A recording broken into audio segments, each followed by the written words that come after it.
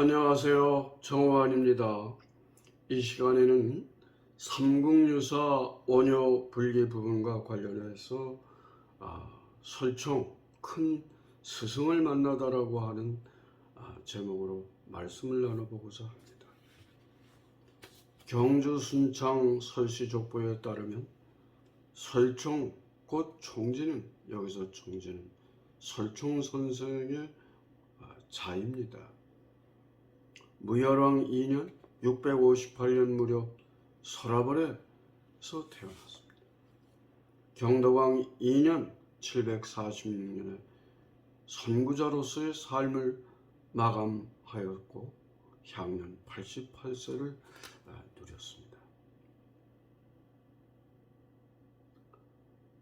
그는 어려서부터 재기가 있었고 자라면서 경서를 널리 섭렵했다, 그렇게 적고 있습니다.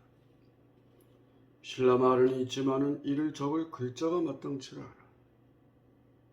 또 당나라 국자감을 표방해서 신라의 국학을 세워가지고 새로운 인물을 육성하고 등용하고자 해서 마침내 왕권을 강화하고 신라, 고구려, 백제가 하나 되는 표준 이두를 만들어서 그런 새로운 교수 학습법으로서 국학에서 학생들을 가르치고 더 나아가서 통일된 통일 신라의 그런 어떤 하나 되는 어떤 어문 정책을 펴고자 했던 그 선두에 섰던 선구자가 바로 홍요 설총 선생이었습니다. 반절식 한자를 활용해서 신라의 말을 적을 수 있도록 신라 문화의 길라잡이를 해준 사람이 있었습니다. 그는 바로 당나라 국자감의 한림학사였던 모방자 지혜지자 방지였죠. 그의 자는 일천천자 경사경자 천경이었습니다. 천경은 문무왕 9년 669년에 당나라에서 나당 동맹의 대상인 신라로 들어와서 말하자면 당나라의 사신으로 서라벌에 온 것이죠. 그래가지고 임금의 소개로 설총을 만나게 되고 그에게 학문에 눈을 뜨게 해준 큰 스승이었습니다. 그래서 마침내 그는 온양방시의 시조가 되었고 아산장씨 장씨 부인과 혼인을 해서 아예 신라인으로 귀화를 했던 것이죠. 그래가지고 오늘날 상조, 당시에는 이제 사번이라고 했는데 서라벌의 또 다른 말 아닙니까? 그 상주의 자리를 잡고 당시는 가유현이라고 했어요. 후일 그가 여러 가지 외교와 문화와 교육에 그런 헌신한 그런 공로를 인정받아가서 정의품에 해당하는 좌복야라고 하는 그런 높은 벼슬에 오르게 됐습니다. 성악가로 날리는 윤사월, 전하인 문무왕은 나라 일을 잠시 놔두고 누이 동생이었던 요석 모자를 불러서 함께 다과를 하고 있었습니다. 14살 난 아주 좀 늠름한 총지가, 여기 이제 설총의 자가 총지인데 총지라고 이렇게 통칭해 부르겠습니다. 총지가 글 공부에 한참 열을 올리고 있었던 때입니다. 총지, 그러니까 설총보다 6살이 위인 후일의 신문왕이 되는 그 태자와 함께 그 자리에 있었던 것이죠. 복장을 벗어 웬 낯선 당나라에 사신인 듯한 사람이 문무왕과 함께 자리를 하고 있는 겁니다. 문무왕이 말을 합니다. 당나라의 사신으로 오신 방지, 자는 천경이라고 하고 한림 학사님이시다. 태자와 총지는 이리 와서 어른께 인사를 드리라.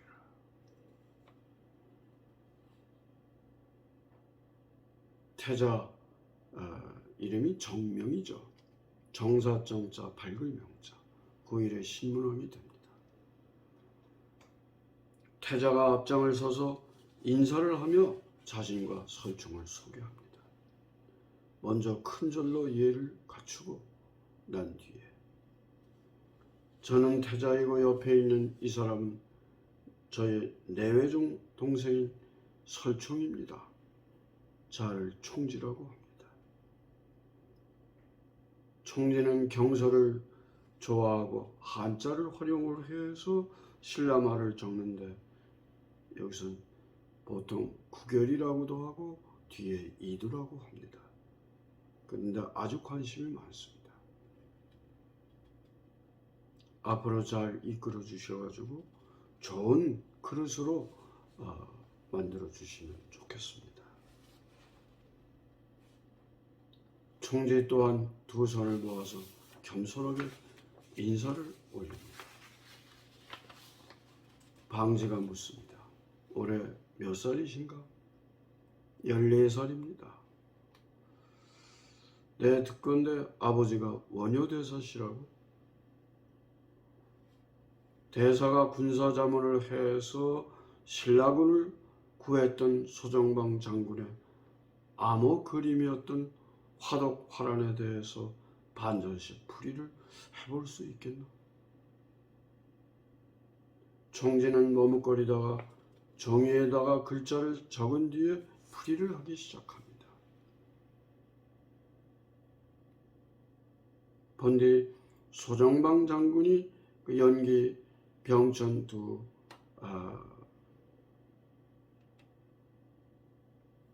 군사 사절단에게 넘겨주었던 암호는 글자가 아니라 그림이었습니다.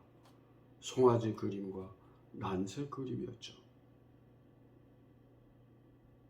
총지가 말을 합니다. 설총이죠.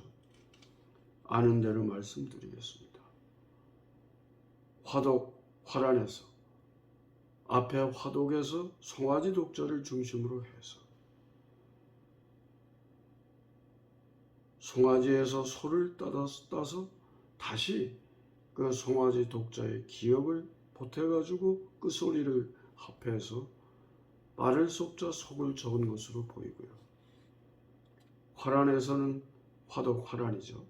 화란에서는 화의 소리를, 난에서는 니은 소리를 합해서 돌아갈 환자.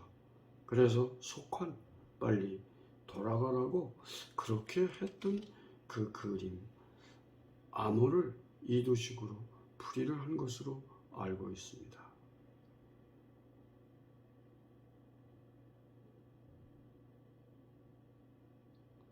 그 방지가 묻습니다. 그럼 앞뒤에 같은 그림 화자인데 그런 반절식 활용법이 서로 다른 이유가 뭐 있을까? 방지가 물었습니다. 총재가 대답을 합니다. 그 점에 대하여 정확하게 알 수는 없습니다. 제 생각인데요. 만약을 몰라 적군이 반절식 암호풀이를 할지도 모른다는 그런 염려에서 앞뒤에 반절식 글자를 다르게 기능을 하도록 그렇게 고안을 한 것이 아닌가 그런 생각이 듭니다.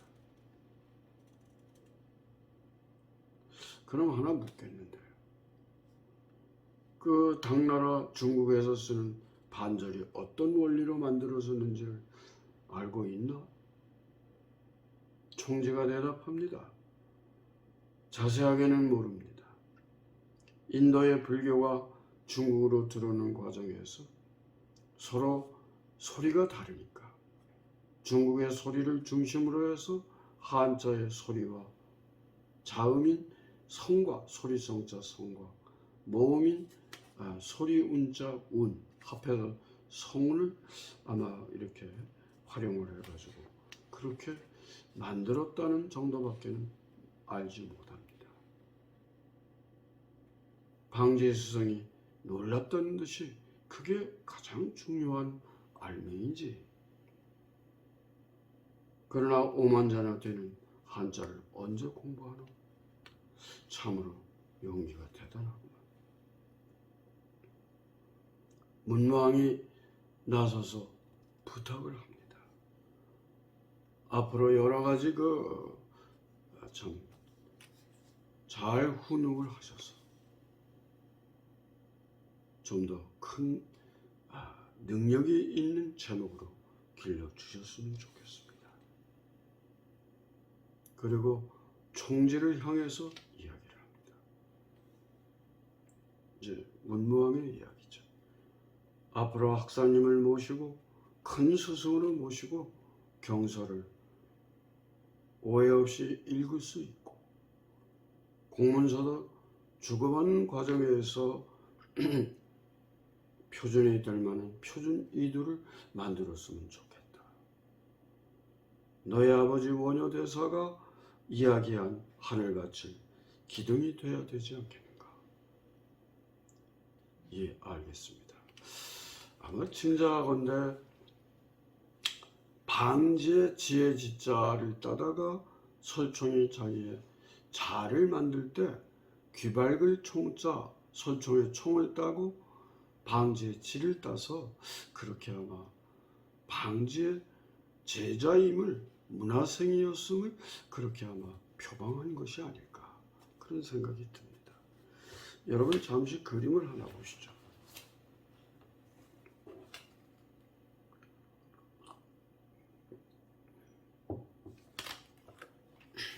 그러니까 소정방 장군이 김유신 장군의 신라분이죠. 장군의 어떤 부하인 연기병천에 가서 이제 받은 암호 그림입니다. 이게 송아지 아닙니까? 이게 봉황새인데 이게 난새, 일종의 이제 봉황새 일종이라 그러죠. 상상의 새입니다. 그러니까 이 그림을 보고 원효대사가 이 그림을 활용한 그러한 화독, 화란이라고 하는 이듯이 해석을 내린 겁니다. 암호풀이를 해서 결론은 속환, 빨리 돌아가라, 빠를 속자, 돌아갈 반자. 이러한 이두식 해석을 한 겁니다. 한자의 소리와 한자의 뜻, 그러니까 한자의 훈과 음을 활용을 해서 이런 속독구교를 말하는 기초를 놓은 것이 아닌가 그런 생각이 듭니다.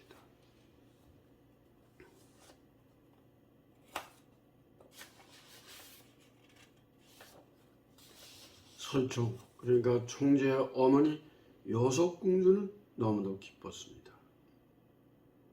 당나라의 한림학사 방지선생이 총지의 능력을 알아보고 더욱이 개인적으로는 오빠인 문무왕 전하가 총지를 훈도하도록 배려해서 새로운 표준 이두를 만들어 보라고까지 과제를 주었으면 더 무엇을 말하겠습니까? 그런데 반절식 공부를 하려면 그 자료가 대부분 불경이 많습니다. 많은 반절식 표기들이 불경에 담겨 있기 때문이죠. 아버지 원효의 비현실적인 모습에 진절머리를 냈던 설총 총지였는데 그 아버지의 그림자를 밟아야 하지 않습니까? 그러나 대의명분, 새로운 시대에 새로운 어떤 제도를 만들고 새로운 인물을 길러내겠다라고 하는 그런 대의명분의 앞에서는 이러한 개인적인 그런 서운함도 다 문제가 되질 않았죠. 큰일을 하자면 웬만한 어려움을 넘어서야 되지 않겠습니까? 산을 산 수월수, 산 넘어 산, 물 건너 물이라고 할지라도 쇠가 좋은 쇠가 되려면 불에다가 달궜다가 물에다가 식혔다가 늘 반복해야 됩니다. 총지 곧 설총 선생은 한자의 반절식 이두를 표준화하고 정리함으로써 그래서 국학의 새로운 교수 학습법으로서 또는 그 공문서를 주고받는 어떤 오해가 없는 그런 통일된 어문정책 교육제도를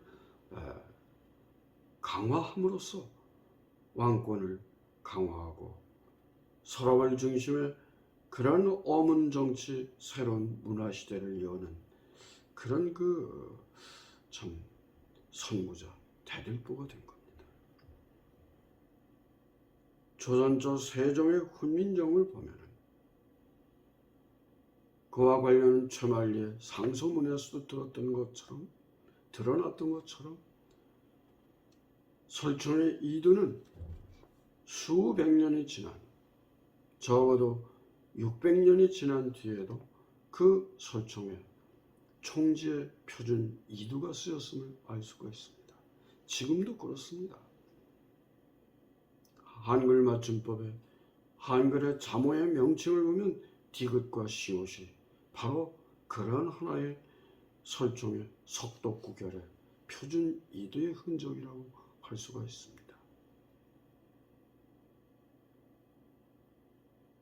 새로운 시대에 새로운 어떤 인물을 길러내려고 했던 그래서 국학에 새로운 교수 학습을 도입해서 왕권을 강화하고 통일될 신라의 어떤 문화와 정치와 교육을 안정시키고 창조적으로 이끌어갔던 그러한 설총의 뒤에는 위대한 스승 방지가 있었습니다. 그 스승의 그 제자라고 할 수 있지 않겠습니까? 건강하고 행복하세요.